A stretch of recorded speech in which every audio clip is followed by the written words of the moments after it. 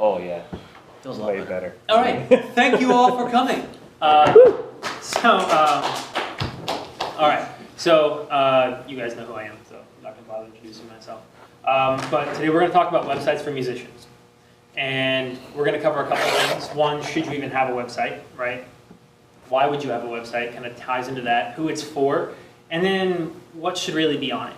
Because there seems to be a habit that a lot of musicians get into of just making a site just because, and they go and copy things they've seen before.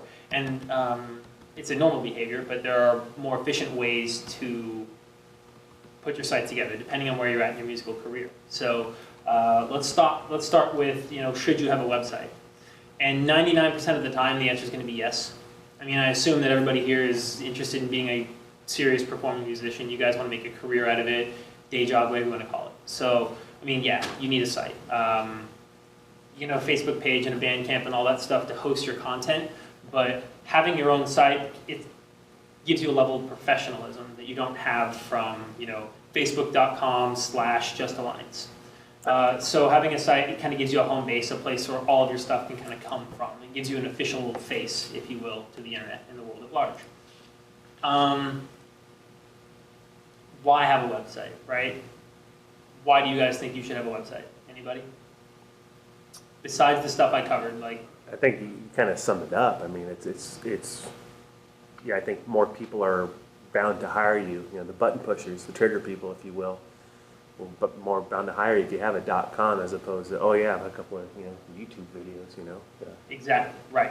Do you know what your site essentially is? I mean, if you're a musician, your product is you. It's your music. You're advertising yourself all the time. Every time you go somewhere and play, every time you post something on Facebook, you're basically, whether you intend to or not, you're saying to the world, this is me, Daniel Park is a musician, and this is what I'm about. Which is the thing that a lot of artists don't really consider. Your website becomes another facet of that. It's what's called an electronic press kit, essentially. Especially right now where, we all are in terms of professional development and stuff like that, right? I mean, I don't think any of us have multi-million-dollar contracts in the works, or maybe you're just not telling me, which is probably a good call. But I mean, generally speaking, we're all kind of in the same boat, and that's right now. Your site is it's for a specific group of people. It's not for your fans. Okay. Right now, as much as it sucks to hear, your fans aren't going to check your website unless you're like, hey guys, look at this. I just posted it. They might look out of curiosity, but no one's got any real reason to go back to that, right? There's no drive. There's nothing that connects them to that and says, hey, I want to be a part of this yet, because it's just not big enough. So really what it's going to be for is it's going to be for label execs. It's going to be for people looking to book you. It's going to be for anybody who is interested in benefiting off of your product. Okay. So the thing to keep in mind with that is that that's kind of context sensitive. So there's going to come a point in time where you are going to have 4 US tours under your belt, and you're going to have, a bunch of contacts in the industry, and you're going to start to generate a lot of a following. You're going to get a lot of attention from people, and then there will come a point in time where you realize, hey, people ask this of me. I need a better way to keep in contact with my fans. I need a better way to market to someone. And that's when you start adding stuff like that onto your site. That's when you would add a blog. That's when you would add a news section, if you will, or something like that. So if you've got that stuff, it's cool, but it's not doing you any good. Okay, if anything, you're actually just making it harder for the people who are interested in accessing your site right now to get to the information they need. Does it make sense? Any questions about that? So you're saying like a blog right now is not so important. So what I do with a blog is I to get traffic to my site is I'll if I put out a new video, I'll put it on my site and then link Facebook to that blog post. And so instead of just linking it to the YouTube video itself, it'll link to the blog post, which has the YouTube video embedded. And I'm hoping that through that they will see they'll click on other stuff. So who's they in this context? Like, what's your end goal? You're right. I think what I have my website geared more towards fan base. So based off of what you told me, what I would extrapolate from that is that essentially you want to get traffic to your site, and your way of doing that is you post these videos on YouTube. and you put up a really well done, polished product up there because you want to get your fans to go to your site. Mhm. But how does that translate into anything else? You know, what's the end goal of your fans getting to your site? Because essentially, what it sounds like is you're just getting traffic to your site to have traffic to your site. I think my goal is, well, and it's not set up quite yet, is to eventually get them into purchasing. Into purchasing, getting all into, your music and things yeah, like that. into purchasing a product, I guess. Which is a good idea. And if you've got, you know, the content to generate for something like that, and you get it set up like that, that's a great idea. That's a totally good thing to do. Okay. You know, it's just a matter of having the stuff to do it, and then Yeah. having some follow through. Because you're in danger of, I think your site's been, I've looked at your site a couple times over, I think at least the last month, and it's been kind of in the same spot. It's been So- kind of stagnant because I do all the updates myself. I think John's a lot more active on his website, but for me, I don't know. There's so much stuff to update, Facebook or YouTube. There's so many different sites that I get kind of lost in, like, okay, should I do this? Should I do this? And so I'm trying to put my focus onto my website, but I feel like to even put the stuff on the website, I have to create all this other stuff first, and then put it on my website. So it's like Absolutely, a whole- yeah, that's the thing. That's totally a part of it. And it's cool that you said that because that's kind of something that we're going to talk on a bit here. Okay. So, Can I kind of add on that? yeah, sure. Yeah. Really similar to what he says, that, you know, I do all my Facebooking, the Twitter, and the website, and all that. And Daniel nails it right on the head. There's so much to do. Well, okay, I have all my social media, my website. Well, shit, I didn't do the Bandcamp or the Spotify or the this or that or the iTunes account or whatever. And with these websites where you can do, like, you know, you schedule your tweets and it hits all your social media at once, then I think at the point where I'm at, if I have like an, you know, auto, like what Reverb Nation, just lines how the show at you can tell it's a bot. You can tell it's a service. And the point where I'm at right now, you know, people, you know, in that interface with me, they like the fact that when I put up something on Facebook, that they know it's me. It's not some, you know, flunky, or it's not, you know, a Reverb Nation auto post, you know. But it comes down to just time. There's only so many hours in the day, and now, you know, and I inherited Photoshop. Now I'm doing my own flyers, like the one there. Yeah. And Time. it comes down to time, and shit, I've not even touched my gear in the past like 4 days because I've been up to my ears and making, you know, and it comes down to time and money. Either have one or not the other, or Absolutely, yeah, whatever. it's crazy. I mean, if you look at something like joshgroban.com, he doesn't do any of that stuff, right? There's obviously a team of people who post that stuff for him. I'm pretty sure that any updates on that site are done by some college kid who's getting paid $14 an hour to work with a PR firm, you know. So you've got kind of a good problem to have there, but there's also some stuff you can do to minimize that. You know, what you have to be willing to take a critical eye and say, okay, how much is this actually doing for me right now? And should I table this for one reason or the other, you know? So in terms of features for a site, there's really, there are a couple of things to kind of cover here. First off is that less is more, okay? That's a big thing in the design world right now overall. If you guys have seen iOS 7 and 8, it's super flat, it's minimalist, but it does a lot. You know, it's not hard to move around in. Is that an Apple thing? Yes. Okay, I'm a chest beating, knuckle dragging Android user, so you have to forgive me. But you know what? Even the I'll latest, show myself that. even the latest iterations of Android, you know, it's a much flatter interface. The icons are simpler to look at. It's easier. Right. You know, the whole idea behind anything that is put out as a product for consumers is that it's easy to digest. You don't have to have a degree to understand what's going on. And you want to take a similar approach with your site, you know. So one thing that I do for artists that I do their media, or I'll do the design work or their web development or things like that, is I've got kind of a checklist of things that I know I want the site to do. I'm just going to kind of give this to you guys real quick and we'll talk about it. Okay. So the very first thing ever on any site for a musician should be, especially if you're not some crazy well-known act, right, is you need to have a video of you playing or performing or something. And it's got to sound good, it's got to look good. You guys have got to be better than, you know, a cell phone recording in the garage.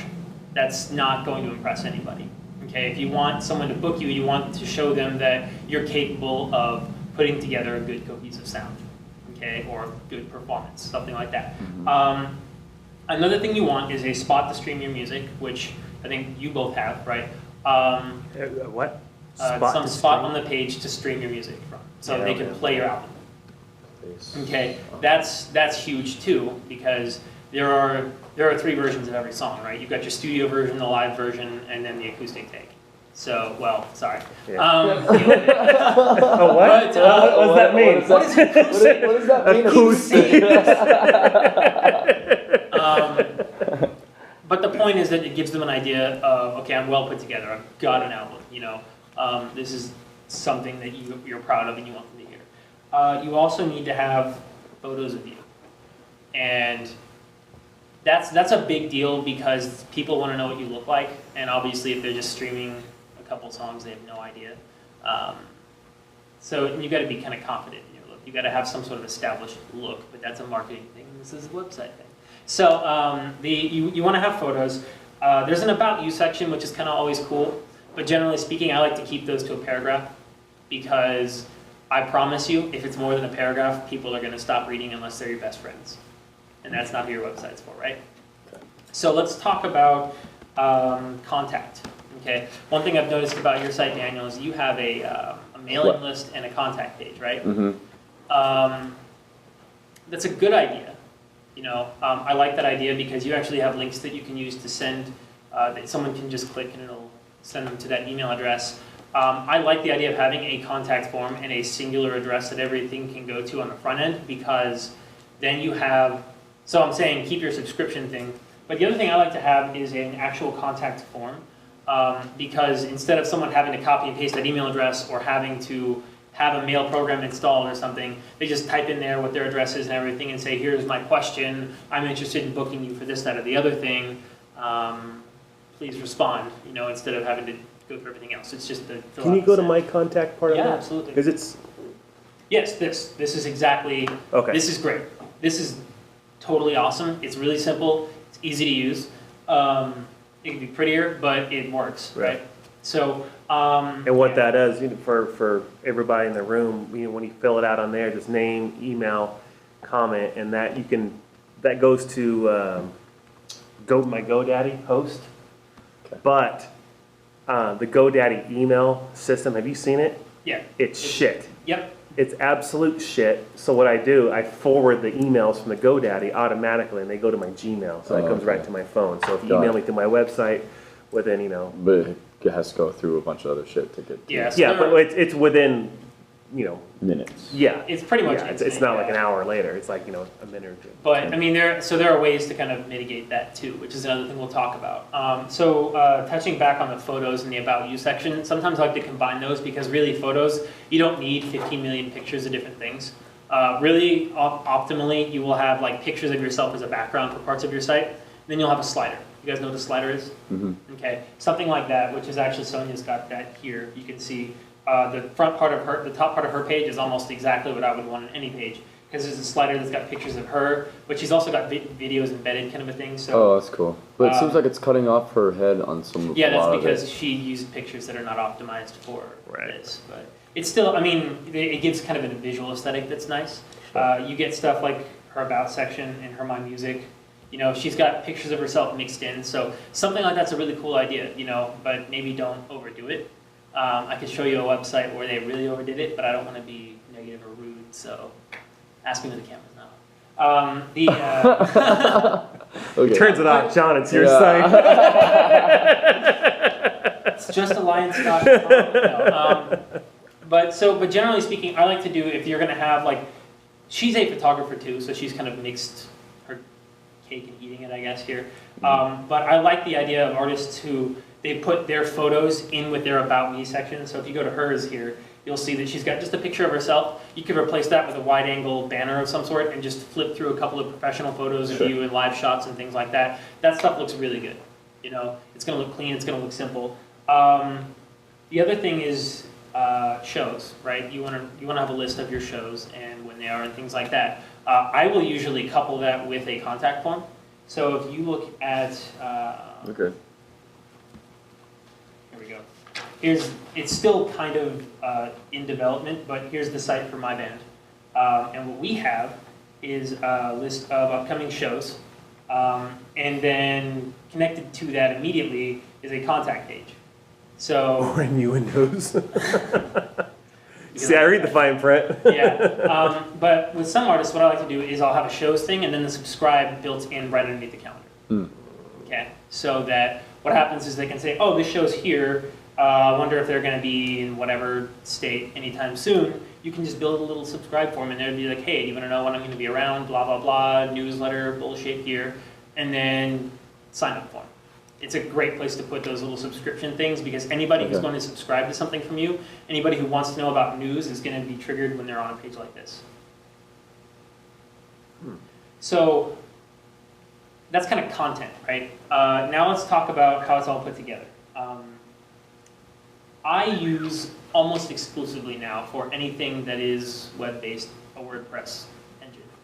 I do everything in WordPress because one, it's so easy to maintain on your own.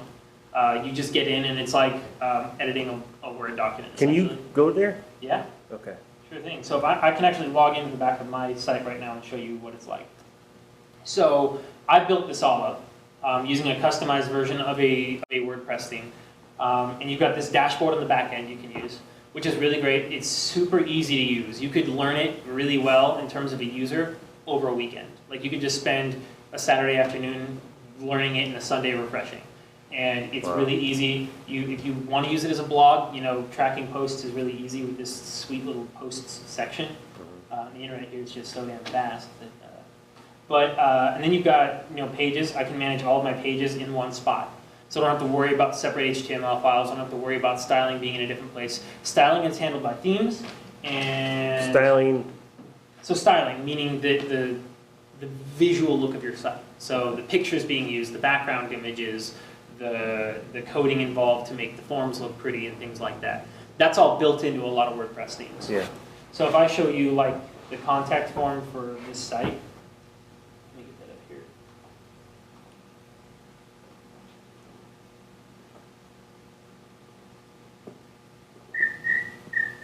Okay. So if we go to this contact form, you'll see that there's definitely, it's not your vanilla text field on an HTML page. There's some serious styling being done here. It's all kind of flows into it, so there's nothing about it that makes you go, oh, this is totally from like Reverb Nation. Like I know some people who use, I think you use it too, their contact form is actually a big orange box that's like Reverb Nation and you're giving your soul to them kind of a thing. Right. This just all looks really clean and it's neat. And what's cool about something like WordPress with this contact form built in is one, I can manage it in one spot, which is right here, this contact page. And I also don't have to use something like GoDaddy. I can set up a Gmail account that's, justalliancebooking@gmail.com. All the emails so all the emails would go through there instead of through GoDaddy. Yeah. You don't have to use the forms that are built in from your ISP, or you don't have to log into Reverb Nation. It all goes to whatever account it is that you're normally in for your music, something like that. The other really cool thing about this is if I go in and I want to change something on one of these pages, if I want to change my About the Band page, right, I can just go in here and there's a visual editor built in, just like in Word or anything like that, where you can go in and just type all the content that you want in, and you have a regular what you see is what you get editor. So you can go in here and apply color. If I want, for some reason, this stuff to be red, all I do is highlight it and click the color red, and it's red. And I can update those changes and they happen in real time. I can also So if I went to your site, that'd be red now.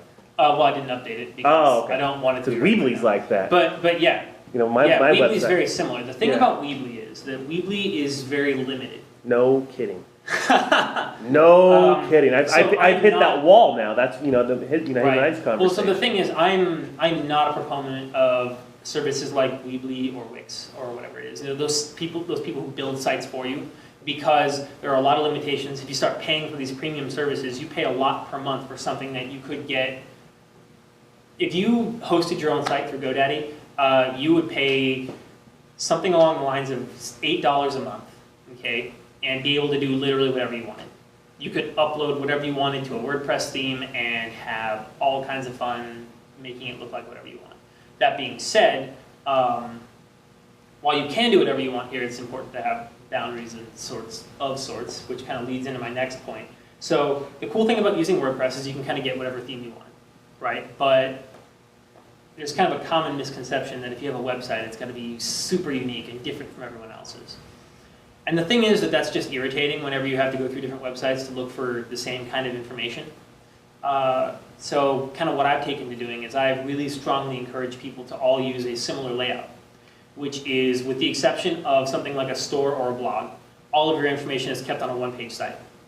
The really cool thing about a one-page site, and I'm going to use Sonia as an example again here, is the first thing you see when you get here should be this video, but you can have a really nailed up layout. So someone wants to see what she sounds like, they can play that there. They get some information about what she's about. You know, there's an immediate call to action too, because you see that there's obviously something further down. They can scroll down and see what she's all about. And then you see the My Music section. So you see that all these different things kind of lead into one another. And at this point, people are going to keep scrolling because it's easier than clicking in a menu for starters. And they know there's going to be more stuff. So you can just kind of gradually get through all of her information. And it really lends itself to a way of digesting data that's big in the marketing world. There are 3 ways that people look at information. There's the waiter, who's kind of casually going through stuff. There's the swimmer, who gets a little more into the weeds, and they're like, okay, well, what's going on? And there's a diver who wants to have a thorough knowledge of whatever it is you're offering. And a layout like this really gives you the ability to take that approach. So if you're just kind of curious about what's going on with Sonia Seelinger, you can just go in here and be like, well, okay, I'm interested in what she sounds like. You can play the video right there and look at it eventually. If you want to kind of swim farther into stuff, you can see what she's about and see her music. And at that point, you can kind of make that determination for yourself. Do I want to dive into this and see the rest of her stuff? Does she have any shows going on? Because I really like that album, something like that. The only thing I would probably do differently is I would actually put her about farther down on the page. Just because generally speaking, that video or photo at the top right into music is awesome because they get an idea of how you perform. So optimally what I would do, and this is totally just me, and it's kind of based off of a lot of feedback I got from Mike Z and a lot of kind of work that I've done with artists and seeing how they're successful, is I would have a video at the top with some sort of cool background image. I would have your music showing. I would have your shows with some sort of contact form built into that, so they can subscribe and see, hey, here's what I'm doing next. After that, I would put, if you're going to have a separate about and photos page, I would do about and then photos, or I would really just combine them together. And then under that, you can put your generic contact form if you want to have that as well. So, I mean, take that or leave it, but it's something that's been proven to work for several people. I mean, I know that Mike does all of his stuff exclusively one page for things now. I do almost everything one page for every client I can think of that doesn't have a really complex product. That being said, that will not always be appropriate for you. You will have something like an online store where there's merch, and you could build that into a one-page flow, but I generally see that people aren't interested in that. If they want to go to your store and see your stuff, they're going to go to the store and buy your shirts or your pins or things. So that's always a thing that I would keep as a separate page. A blog, you could kind of work into a one-page thing, but it just flows better to have it separate by itself too. You guys have any questions about any of that? Yeah, I can see why, I think, if you go to my site, it's you don't really get anything, right so away. If you go to your site, I asked somebody Saturday to just take a look at your site, and I just took a screenshot. I didn't even give them the option of reading the menu. I just took a screenshot of this part here, and I was like, what do you think he does? Like, is he a model? I don't know. So that's, sorry, continue your thought. Yeah, definitely. I chose that picture because it's one of the most professional ones that I had taken.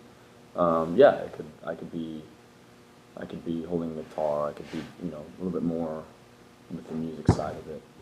I mean, it looks good. Visually, you've achieved a really good aesthetic here. And with your very minimalist logo kind of going on and stuff, it looks fine. It looks good. I just, it doesn't really give anybody any idea of what you do. Sure. That being said, if anybody is intrigued and wants to look farther into it, they can look at this text on the side and kind of get an idea of, oh, he's a musician. Absolutely. On your site, I mean, if you wanted to keep it a menued thing, there's really only a couple things I would change just from this perspective. I'd make this menu bigger, to be honest. The one on the left? Yeah. That would be bigger. Also, your highlight text shouldn't be yellow. Just can't read it. Yeah, exactly. Like black or something. Yeah, I mean, I think a lot of that was just, I can definitely change that. I think it definitely looks different on my computer. Yeah, I can pull it up. Like the text looks bigger on my computer, if that makes sense. And so the other thing is that when you build a site, you have to know what it's going to look like across multiple screens, right? Because there's things you can do in CSS to, or pay someone to do in CSS or beg, to do things like whenever it gets to a bigger screen size, that text gets bigger too. You know, when it goes to a phone, the menu turns from a text menu to a little drop-down thing. The other thing, my website, when you go into like a mobile setting, it doesn't turn to shit, but you're like, oh man, you know, like all the, you know, I have formatted this that looks all great and symmetrical. You put it in a phone, it just looks like it just threw eggs against the wall. Yeah, and that's so important too, how your site looks mobile, because so many people go to websites on their phones now. Right. Tons of people. That was one of the first things I did when I was looking at your website. You know, when we first talked about this, was I pulled it up on my phone. I was like, oh, that's the thing. You know, just because that's how most people do it. So when you start deciding how you want stuff to be on your site, and you start thinking about how to organize it, think about how people are going to be looking at it. You know, test it in all those ways. Sure. The other thing is, the fewest number of clicks possible, if you're going to have a menu, is key. You should have someone able to get to a point where they can watch a video of you or listen to your music almost immediately, if not immediately, within one click. Which is actually not possible. If I click music on your site, Daniel, we get this drop-down menu. That shouldn't happen. You should just have your EPs all listed in like a grid on your music page if you want them separate. You should stream them. And you should also, I mean, do you have your stuff on iTunes or Spotify or Bandcamp or anything like that? Yeah. So you should also link all those places. You should link them all in a huge way on that music page. Because the thing is, if someone doesn't have Spotify, then they are going to have iTunes. If they don't use iTunes because they're an Android user, you can bet they'll probably click the Bandcamp link if they're interested enough. And the cool thing about Bandcamp, and I really like pushing Bandcamp ahead of everything else simply because of the types of metrics that you get on how frequent your playthroughs are like skipped, or how long someone listens to a song, you know, how they got that traffic organically. I haven't looked at Reverb Nation stuff in a while. I know you use that pretty big. I don't know if you get the same kind of metrics. Yeah, it does give you plays. It tells you plays from different, if it's played on your website versus on Reverb Nation on Facebook. Does it also give you like partial plays? Does it tell you like I'm not sure if it I don't think it tells you that, no. Okay. So the only thing I like about that is I actually put a lot of thought into the organization of songs on an album or an EP. So I will actually look at the Bandcamp stats if I release a single or something and say, okay, this song is definitely more popular than the others. Is that because of the order or whatever? And experiment with changing that around. And then that informs where it's going to go on the full album kind of thing. But, it's quiet. But yeah, albums and EPs is a whole other conversation. Do you guys have any questions about this stuff, or anything in particular you'd like to go over next before I just dive into some things? Okay, go ahead. With WordPress, from you know my kind of quasi-limited information on it, you know, say, all right, hey, I want to take my Weebly site. It was like right before, literally the day before I left on tour. The day after, when I'm on the road, my Weebly site was going to expire. And they sent me the email like the day before. I'm like, holy smokes! Instead of renewing it for a year, I renewed it for like 3 months, 6 months, whatever it was, because I know I'm going to. Do you mind if I ask how much that was? $40, $50, you know, $8 in a month sort of thing. Okay. Yeah, you know, that like what you said earlier, about the same price point. Okay. Yeah. Do I know that Weebly's entry level? Yeah. That's why I got it. I had never done it. Yeah, because it's easy to manage. Yeah, I'd never done it. So now, after having a year and a half, having the website up and all that, I feel a little bit more comfortable with it. And when you talk about porting and this, I'm like, oh, I know what he's talking about. So that said, with WordPress, how does that work? Would I just go at WordPress.com and try to find one, or? So that's a great question. First off, if any of you guys decide that you want to move to a WordPress platform, you can totally use me as a resource. I can help you get that set up in minutes. Okay. It's really simple. So the way that all web hosting works out and this is true for even sites through Weebly, they just kind of take care of a part of it for you, is you have to have the website URL, like your domain name, right? justalliancemusic.com or justalliance.com, whatever it is.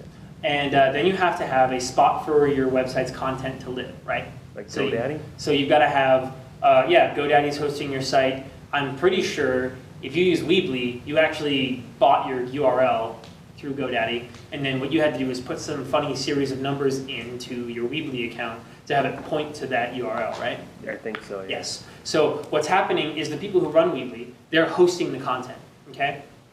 So it's going from GoDaddy to Weebly, essentially. And there's a domain name service, essentially, that turns your website's URL, justalliance.com, into the 192.168.1.gerbil or whatever it is that is your website's address. So think of it like your street address.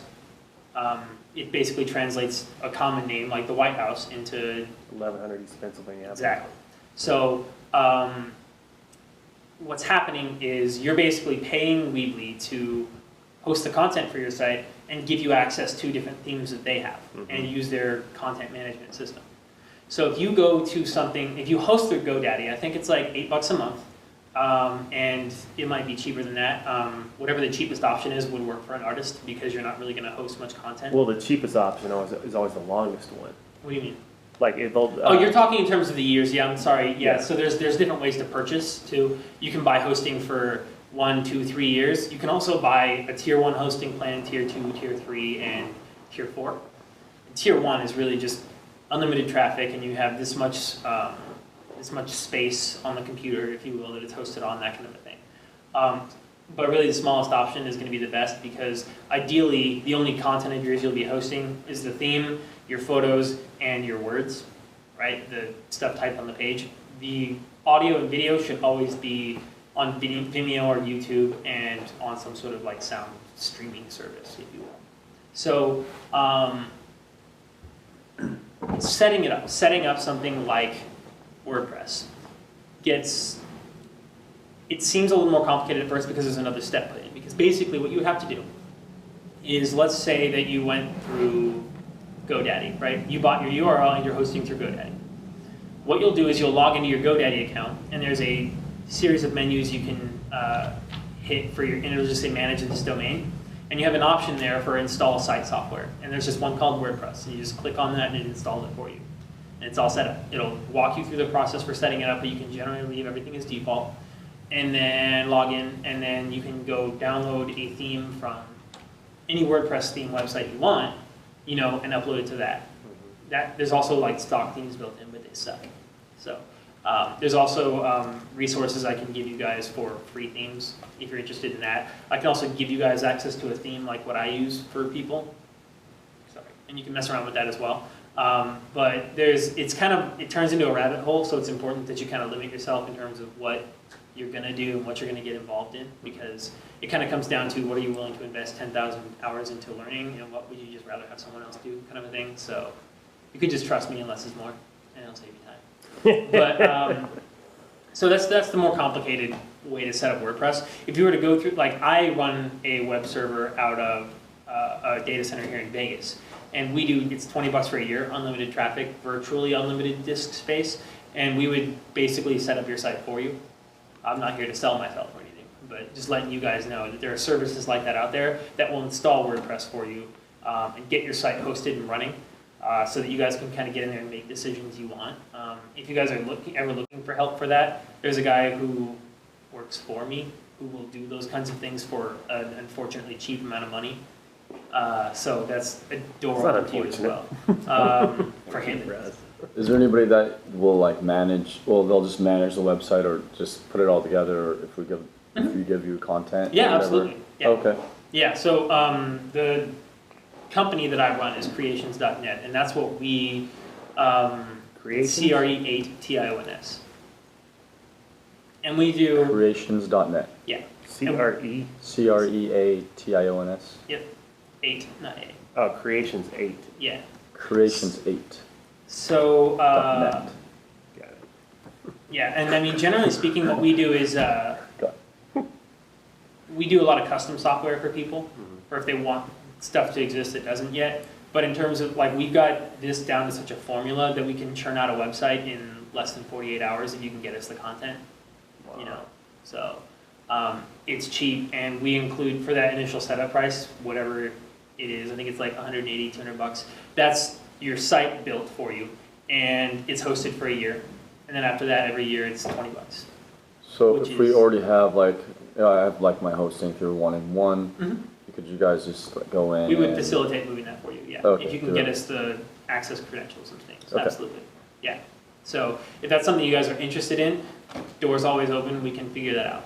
It's really, really easy for us to do. That being said, we would also teach you guys how to manage your site. So we Cool. would show you how to use WordPress, show you where themes are applied and things like that, teach you the things to not to do. Stuff like that. So there's more that goes into that than just setting it up, but none of this is so hard that it's impossible to figure out over the course of a weekend. Cool. Can I, you had a question. Yeah. I don't want to double dip, so. Yeah. Yeah, so for me, it's like, I was just wondering when's the right time to actually start a website, because I'm only starting off only recently. Like, I've been doing this stuff. So that's a great question, actually, because I struggled with that for a long time when I was an artist, or just starting out. I was like, well, do I even need a site yet, you know? Yeah. And the thing is, there's kind of a fine line there. It kind of depends on what sort of content you have. You know, do you have recordings of yourself? Oh, yeah. Do you have audio recordings? On my phone. On my Are you laptop. proud of them, or is it something you would want to show to total strangers? Some of them, yeah.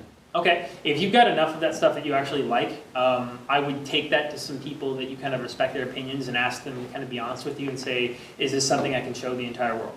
And if you get people who say yes and you feel good about it, if you've got audio recordings and you can get photos done of yourself, you should have a site tomorrow, you know, just to have one, and you can build from there. I think the minimum any artist should have is some professional looking photos and some good quality recordings. I also happen to know that if you go to Vegas on the Mic at Money Plays on Thursdays and Fridays, you can get some professional audio recordings for free. So if you want content like that, the resources exist in the burgeoning biggest music community to get it. So there's really no reason any artist shouldn't have a website. So now is basically the shorthand. Yesterday. Can I show you, I want to show you actually one of my peers in the looping community. Can I show you his, no? All right. Who is it? Just type in, just type like just type in Shlomo, SHLOMO, then just space bar, then beatbox, and then it should be, Is that dude? no. Well, I Type don't in know who you're Shlomo, then beatbox. So I want to show you kind of stuff that, you know, I've seen on his website. Right there. This? Yep. For the uninitiated amongst us, world champion loop artist, world champion beatboxer. He's based out of the UK. He's performed with like Bjork at Glastonbury, did a whole album with her, and he's all over the place. And if you see what he's done there, he has the news, the videos, his blog, tutorials, which is, notice that's a separate page from his videos. Mm-hmm. So, and he shows you in graduating like a sliding scale of difficulty of, and like beatboxing and whatnot. That's really his wheelhouse more than anything. But for me personally, where it gets lost is where it says like this. But he has all this social media stuff there, Mm-hmm. and I think it's great. I just think it needs a little bit more streamlining. But there's so much information on here. Mm-hmm. And that's why I started doing the blog, and I have interviews, and I have radio interviews. I have a shit ton of radio interviews. I was all over the radio right before I hit the road. Mm-hmm. And he and I interfaced through some emails, and he was the very first person ever told me about WordPress. So this is kind of, and I like the open organic thing. I didn't even think about this until now, but he also has typeface as his logo as well. And the reason why I went, and this actually goes to branding, something I might talk about here in a couple of weeks, is that up until the Hard Rock gig over the summer, I was always using headphones as my in-ear monitors. Then I found out there's these magical things called headphone amps. I was like, whoa, what is this sorcery? And I got the in-ear monitors, plugged that into the headphone amp, and now that goes into my rig. But I was tired of people saying to me, oh, you're a DJ? I mean, dude, you're gambling with your front teeth when you say that to me, you know, because I have a 6-foot table, and I get it. Aesthetically, it looks similar because I have tables full of gears, but that's why I went with the totally stripped down. I was like, what's the most organic, beat up look I can have? And that's why I went with the typeface on my website. But I mean, there's a lot here on this site. Yeah. There's definitely a lot of content. One thing I will say about that is that this guy's stuff also, some of it could definitely be streamlined, like the socialized thing, the way the upcoming events are done. Aesthetically, a lot of stuff can be changed. But the thing is that there's nothing on this site that doesn't have a purpose. right. You know, if you look at it, this guy's giving tutorials on beatboxing. And I'm sure if we click this, there's probably, we open this on YouTube, I'm sure there's a large, okay, yeah, there's 1,000 views on that video. So he's kind of in a spot where maybe he's trying to transition into being that bigger artist. I mean, you said world champion beatbox artist, right? I mean, the thing is that the guy's got some renown. Yeah. You know, there's a reason for him to have that extra content. Right. He's got that wider audience to appeal to. That being said, I still don't think that he's going to have a lot of people who maybe come to this site because they want to look at his latest beatboxing tutorials. They're going to go to his YouTube channel and subscribe to it because they use YouTube and sign into it. Right. But there are definitely some aesthetic similarities between this and yours. But yeah, there's I would say it's minimalist, but it looks kind of messy. There's a lot of content. The fact that he gave the TED Talk's pretty gnarly though. That's pretty cool. Actually, the I think that one that's there where he's in the red, he and I actually talked about it because he goes up there and the audience could give 2 shits about what he's doing. Now, I don't care what you do, singer-songwriter stuff, looping. I'm not entirely too familiar with what you do, so I'm just going to feign ignorance on it. But we've all had those rough nights where people don't give 2 shits, right? But in one of his videos there, what he does, people don't care. But then you can see it starts to affect him. But then he digs down even further in himself, and by the end, he has everybody on his side. Him and I talked about it. I was like, dude, that's a professional right there. Yeah, that's pretty gnarly. That's a really good way to handle yourself on a stage. Yeah. Absolutely. That's Instead of being so like, hard fuck to do. you all, you know, whatever. I mean, he really just pulled it together, and he kills it, you know. But I mean, so this is the first page on his site, right? And the first 2 things you can see are 2 different videos of him doing stuff. Right? So he's got that same idea. The first thing you see before anything else is what this guy does. Right. You know, you see what I'm assuming is a more controlled environment here, and you see him in front of a huge group of people. So he's kind of taking a lot of the same approach here in terms of, you know, what content shows up first. You know, and that's really what's most important, is what's there first, because people are going to decide within the first 3 seconds of looking at your site if they're going to stay on it. Definitely. So I think what I got from it is I should have a website, and like I shouldn't really point too many people to the site from a blog perspective, because that's not really what it should be. Like for me, I think. Right. Because really my blogs are really short. I think it's different for you because you like explain all this stuff.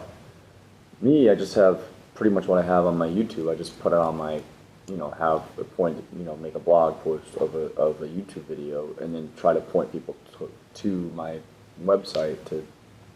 What's your, I guess, focus right now, your next step in your career as you see it? Just pretty much get more original content, meaning writing, recording. Yeah, so actually I'll be in LA this week, and I'm going to record a kind of like a live studio album. That's and kind of release that from the songs I've done so far on my latest kind of like 2 EPs, and put you know my favorite ones onto like just a 5 or 6 song EP, but a live looping version of that.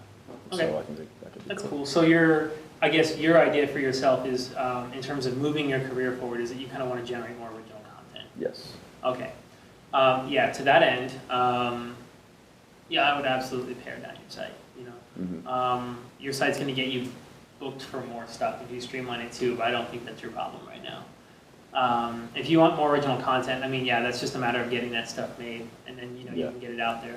And what's cool about that is if you have a live studio recording, you could totally set up your GoPros and shit and take a really, really cool video of yourself doing a lot of this stuff, and that can be the Yeah. first thing on your page. That's really the point. Yeah, I think. Yeah, doing all that. Okay, so yeah,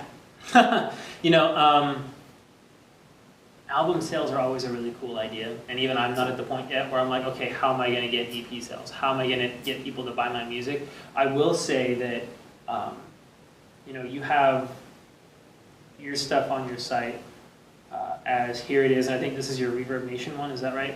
No, and this is what's different is actually this is through the actual Squarespace site. So this is integrated with. So this isn't even with Reverb Nation or anything. This is actually just through my website. Got it. So it's kind of I did it that way because it's clean. It looks clean. It's it good, totally but does look clean, yeah. Mhm. The only thing is that I can tell you right now that I'm not ever going to buy anything through Squarespace. I'm not going to buy someone's music off of it not because I have anything against it, but just as a consumer who's, just buying stuff and be like, oh, is it on iTunes? I don't see anything immediately on this page that jumps out as it being on iTunes. It must not be there. That sucks. Maybe I see It there at the does. bottom. It does, yeah, it does say it there. Maybe if you have an look for a icon? second. Can you link an icon? Mhm. Yeah, icons are a huge deal for things Mhm. like that. So, I mean, if you want to have your music streaming on here, that's cool. You should always, always, always have a place where they can buy it and have them feel good about buying it there. Yeah. I'm all for pioneering new technology and supporting things like, Squarespace trying to get into the music market in terms of like giving away or selling digital content, but it doesn't help you right now, and you don't have the following to help them grow that. So I would use something that works. It's hard. I mean, I'm trying to be on every iTunes, Google Play. I mean, You also, honestly- you don't have to be on everything. That's another thing is, I mean, iTunes, Google Play, Amazon, Spotify, that's cool. I don't know that you would need anything else but that. Yeah, kind Be of covers honest. all the bases. Except Bandcamp, and that's just because if you stream content from Bandcamp on this page here and someone plays it, you know exactly how long they spent listening to it. You know which songs they skipped, which ones they liked. They also have the ability to buy it right there. So that's True. what I'll say about streaming like music on your site too. Going back to this for a quick second, how Daniel blogs, how I blog with mine are pretty lengthy. Like, Yep. I basically, when I was on tour, there's some times I didn't talk about me. I just talk about my experiences watching these people and how they did what they did. Because, dude, looping, it's like loop porn going to my site because I talk about people's gear and, I not down to, the microsecond, hey, he used this as a signal path and it came out really clean. He used this pedal and it was really cool. Because right now what I'm trying to do, and Daniel and I chat about this recently, is garner more corporate sponsorships in addition to corporate gigs. That's why my social media, my blog, anywhere, I'm never cursing. I'm never, hey, check this fucking shit out, yo. No, because you know what? Sorry, can I turn this camera around? What is that? Because as one of these guys, no one wants. I'm not Flea. I can't go up on stage and play bass naked and people buy whatever's in my hand. So you have to, play nice. But on my blogs, like I did that video blog where I just uploaded it's basically end of the tour. It's like a 2-minute video. Hey guys, I want to thank so and so and so and so, and also XYZ companies. 2 minutes and 15 seconds. So that's why I blog.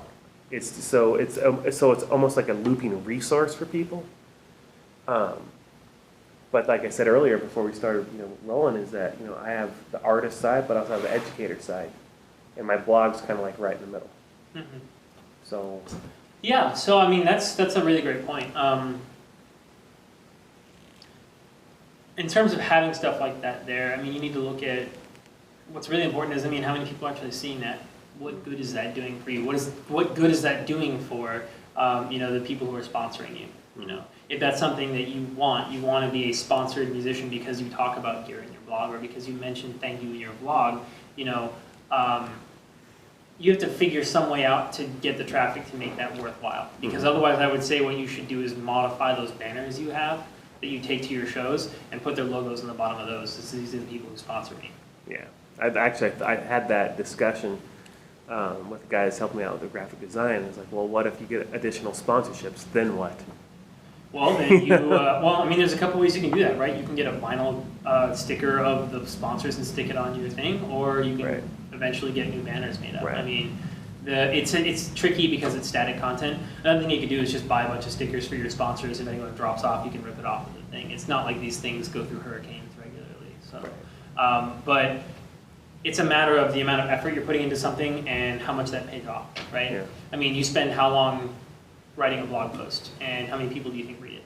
You know, him and I were comparing notes on the traffic that goes to our site, and just like how Daniel does it, I don't blog. You can't blog on Facebook, so I'll put the link from my blog page, put that on there, and you'll see the whole stats, and then there's where he dropped the blog, and there's a huge. I've had it even triple.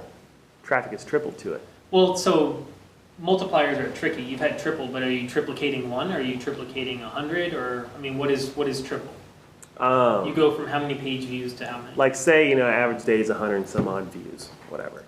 So you regularly get 100 some odd views to your, unique views to your site? Between 60 and 100 per Okay. day. And I noticed as I was touring more, the status quo, the bar kept rising. Going higher, Hey, it was 60 last week, now it's 65 this week.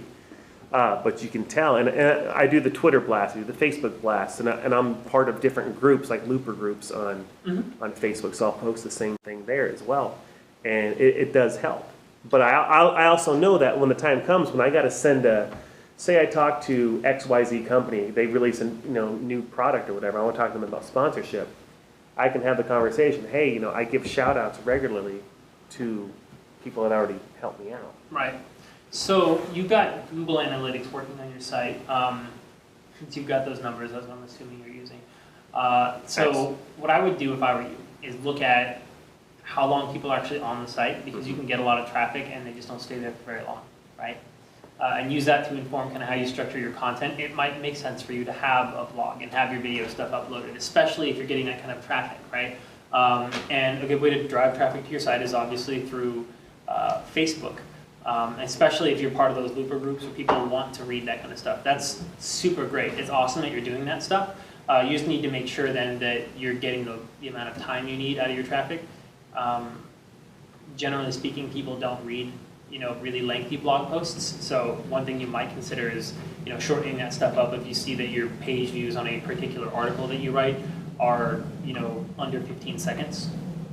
But I mean, beyond that, it sounds like you've actually got something that's kind of, you're in that funny middle ground of, do I need to have a super minimalist site, or do I need something bigger because I'm getting 1,000 viewers a day? So because I market myself as both. I market myself to companies. I market myself to talent agencies, booking agencies, casinos, corporate work. As a regular artist. But I also market myself to schools, to universities, to team building, Infocom. Hey, we need John, can you come out and do 15 minutes in front of AT&T, in front of 1,500 people? Yeah, absolutely. Yeah. Can you get the crowd involved? Yes, absolutely. Can you bring people up and sample their voice and make something? Yeah, absolutely. So it's cool. It's good. It's a brilliant business model. The only thing I would say is then I would not necessarily bifurcate them more. I wouldn't necessarily make the separation between them more apparent. What's bifurcate? Split in half. Okay. I would Totally maybe, word. I saw you looking up bifurcate. Yeah. I would maybe just change how it's organized on your site. The first thing there is always going to be a video of you playing. Okay. And the rest of your content kind of split down, like you saw Shlomo's site. One cool thing about it was the fact that his tutorials and stuff had their spot. And his performances were front and center, and whatever else he does, there's a place for it, and there's a lot of it there. But if you're going to do a lot of things, you're kind of asking for it. You're going to have to learn to maintain a lot of stuff. So. Another typeface. You look concerned over there. Oh no, everybody has I'm looking at Ed Sheeran's, But you're right. I mean, the first thing he has up is a video. Well, there's a splash page actually. So I mean, Which is a terrible idea. Do not ever use a splash page. Those are just irritating. Well, I don't know. I mean, I think it gets straight to the point. Like, buy tickets. I mean, a lot of people that will go to a show, go to a site will be like, oh, I want to buy the album. Or, I mean, they could buy the album. They know where to buy the album. You might be right. I don't know. The only thing about this is, as a user, this is the best way to make sure for me, and for most people I ever talk to, this is a really good way to make sure I'm not going to spend a lot of time on your website. Because the thing is, I now have to figure out, I have to read. People don't read. Ask anybody and they will tell you people don't read. So I have to actually look at this and figure out which of these things I have to hit in order to not accidentally buy your stuff. I just want to go to your website, right? And then you have to I think it looks kind of messy anyways. Well, because he's got a really unreadable typeface, so yeah, it is. Yeah. Kind of Yeah, messy, this site but I is- like, honestly, I like the video is right up front, right? His latest video, and then, where to buy the new album. Yeah, Like, that's right next to it. definitely I think cool. that's great. I think for me, that's what I would like to get to is have, I think, a good video up top, and then where to buy my latest Yeah. download or Yeah, that's. I mean, there's a reason people do this stuff. It's because it works, right? So yeah, it's definitely a cool thing to do. And if But you've got when the it gets content to in- like this Facebook social plugin, do you think that's a good idea? Like to get more likes on my. This is like directly linked to his Facebook page, right? Yeah, so that's a like to Ed Sheeran's official Facebook page, and Yeah. that's something. I kind of personally don't have feelings on it one way or the other, except from an aesthetic point of view. I just think it looks messier. I think so too, but That being having said, more it likes obviously on works. so So it's you don't to have me- to actually go to the Facebook page to like it. You can just like it right here. yeah. I mean, I never have a problem putting that on a site. Mm-hmm. I think that being able to connect to Facebook easily is a super important thing. Okay. That's one thing. If you look at VegasOnTheMic.com, in the upper left-hand corner, the first frigging thing on the page, except for the logo, is a Facebook like button. Mm-hmm. Or it used to be. I don't know if Mike changed it when we built it, but Did you help him build his site? I did build that site. Okay, nice. Yeah, right next to. Yeah, so we right just next. put Yeah. we just put a Facebook like button right here, and yeah, it's super easy. And then we have likes on individual. Oh, so it's posts. Creations 8. Yeah, that's. Yeah. So this is your. So it's create It's creations. It's just with except instead of the A, it's an 8. an 8. Yeah. Okay, I think that was confusing. I thought it was creations 8. Oh. .net. That's what was confusing. Okay, got it. It's one of those things we kind of rely on people seeing the logo in order to understand it. But yeah, But your site is in. it might be still under construction. It's it says it's under construction. Yeah, we're actually reworking how all of our content is actually laid out, because what we've done is we've kind of backplayed our web development part of things, and we're pushing more towards custom software, because there's money in that obviously, and also managing like phone systems and things. So it just didn't make sense the way it was laid out before, kind of a thing. But what I can do is, before we leave today, I'll get you guys contact info for the guy who actually turns all that stuff out. And Okay. if you guys are interested in pursuing that conversation, Definitely. yeah, we can hook that I up. think we're all open to doing that because we all want good websites. Yeah. So, it's cool that we actually brought this website up too. So, one fun test for an artist's website is to make the screen size really small, like it would be on a phone. If we go back to his page, Mm-hmm. same thing. We go to, that's,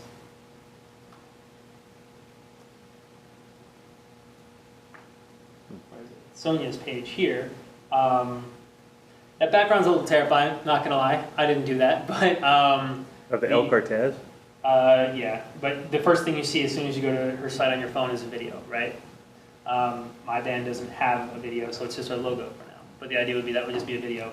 and everything resizes really nicely. Cool. So that's such a huge deal for the site. I can't emphasize that enough. Your site has to look good on a laptop and on. You try mine. Yeah. That's a good idea.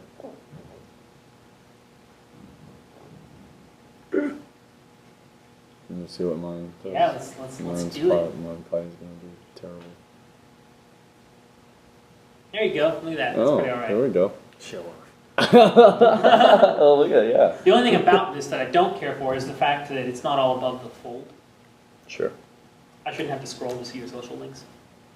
But I don't that's- know why that happens. I'm sure you actually don't have a lot of control over that because you use an interface like he does, right? Mhm. Wix or Weebly or whatever it is. So, and things like this are really cool on phones. Like that's a really good design thing. When you've got your menus that come down because otherwise it takes up so much unnecessary space on the phone you don't need it. Mhm. Yeah. Is there something I can do on Weebly to make it not suck like that?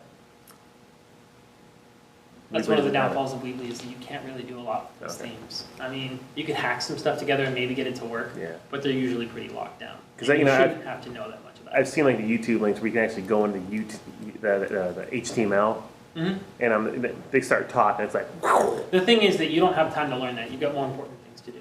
right, You know, you shouldn't have to work that hard for it. right. Which is why I even ever propose things like a single page web page with just stock or content that you fill out yourself and it's easy to manage. Because you guys shouldn't need to learn how to code a website from scratch in order to maintain a simple website that's just here's my stuff. Yeah. So no. Okay. Just one more question. Yeah. About having a web client, do you think it's better to have it through WordPress or whatever website? Is it more professional to have your web client be like, mine would be Daniel at danielparkmusic.com or you know what I mean? Or does it matter if it's gmail.com? Yeah, that's a good question. I mean, generally speaking, I don't see that as much of an issue for artists who don't, fill stadiums. But it's really kind of up to you. I personally never feel like spending the money on it because it's a couple bucks a month to have that. And also, generally speaking, you have to do something like log into GoDaddy's really frustrating email client It's to get it all set shitty. up. I can't say enough bad things about their email. I mean, you could pay I'll show it to you. for Gmail service, and that's Creations email. If you send an email to josh@creations.net, I can manage it all through a Gmail interface with their business apps. So there are ways of doing it, but it's not really worth the effort. I mean, if you just have Daniel Park Music at yahoo.com, I would maybe make a shorter name, but that's so easy to remember because everybody knows how to spell all three of those words. Yeah. That it's not worth paying for. Most of the time, it's not going to be worth paying for. Well, I'm just talking from the other side because I have my subscription service through Reverb Nation. It actually is linked to my Gmail, so which is fine. But say I want to, I don't know, I might have to switch subscription services from Reverb Nation to something else. I don't know to the actual website to get people say. That might be good for you if you put out a new blog, and I think it automatically will, or you can set it up to where it'll automatically email your entire email Contact. list. Yeah, so you can use Contact. services like MailChimp, and that'll let you collect email addresses for things like that for a subscription type service, and you can send out mass mailers. You could put like Chimp Mail like down the front page of his site. Okay, because one of my another looping cohort back east, he was telling me about that. Yeah, MailChimp's really great. Bobby Meter uses that. MailChimp. A couple people I know No, use Chimp that. Mail. MailChimp. Is it MailChimp? Yep. So yeah, that's a really good subscription service. I think it's generally free or it's pretty cheap. Mail is in like post office mail, not like mail is in. Yeah. Audi, not stripper mail. Or gender mail. That's cool. Yeah.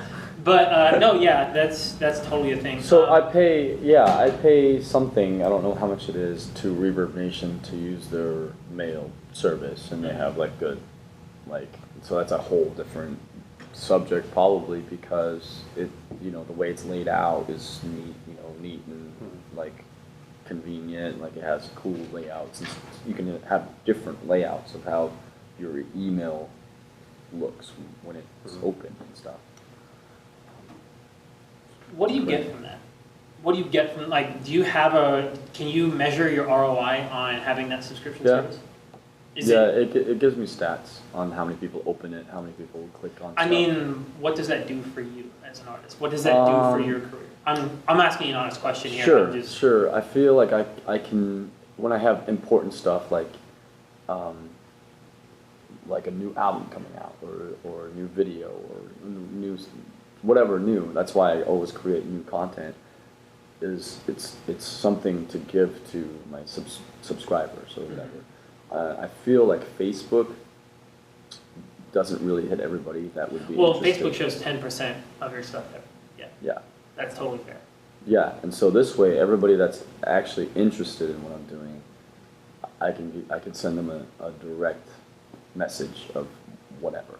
And you can embed your videos in that and stuff like that. Okay, that's pretty cool. That's really cool. So everybody that is interested in what I'm doing, it'll go to their email and they can get the content that way instead of going to Facebook and me knowing that, or me guessing like Hoping. they hope, yeah, really not. It is a hope. Like I hope everybody that's on Facebook that's my friend or whatever will see it, but more likely they won't see it.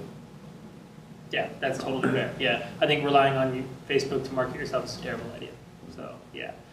What's cool is one thing that actually Mike Z says a lot is that Facebook only shows 10% of your original content, but it delivers 100% of messages, and that actually takes that to a whole other place really, because you can send emails to everyone who's interested and show them your content. And if people are actually impressed by what you do and they see Daniel's latest cover of Wrecking Ball by Miley Cyrus on the kazoo, then they'll actually get that link and be like, no way, that's awesome, and they'll want to hear how you do it. So yeah, that's a totally great idea. I think that's really cool. I was gonna make another point about that and I forgot it, so never mind. Okay. Rick Duarte with Frequency Entertainment here in town. You know, Oh, plays Acoustic Asylum, does, has his hands in a lot of pots. Sends out a newsletter from Frequency. You open it up, there's great graphics on it, there's great info, there's calendars, and hey, so-and-so's here, so-and-so's there. That's something I'd like to get into. I look at it, I'm like, man, it looks so clean, it looks so neat. What platform is that? It's just it's an email that's written in HTML. So the same code that you see for trying to edit your theme on Weebly and the same code you'd see in the text view in WordPress, it's just HTML. And what he's done is he's built it, or he's paid someone to build an HTML form that kind of has all that stuff in there. Okay.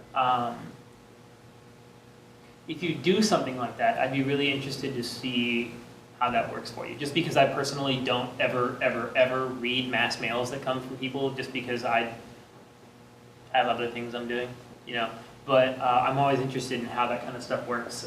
So if that's something, I'd be interested to even ask him, what kind of traffic they see on that. But if you're going to send something out like that, you want to make sure to use a mailer service, because they can use bits of code and stuff in the email to show whether or not it was actually opened too. So you get your open rates, like what he does with the Reverb Nation does that, right? Yeah. Yeah, I can see how many people opened I think the email. the way his emails are structured, in sharp relief or opposite of his, is that they're written more for talent buyers and corporate stuff. It'll be like, so-and-so's here. Well, who's the bad boys? Is it a funk band? Is it a reggae band? Is it a tuba quartet? What is it? Yeah. The Bad Boys live at Harris tonight at Carnival Court. So Yeah, I think he also, when you generate content, when you generate content like that, you have to make sure you know who you're sending it to. Daniel knows exactly who his emails are going out to, and he knows exactly what they need to say and why. I'm sure that Rick has that stuff put together like that because it's geared towards people who, first off, if you've got people who are doing corporate events, they're probably going to be a little older, so they're going to know who some of these people are. Right.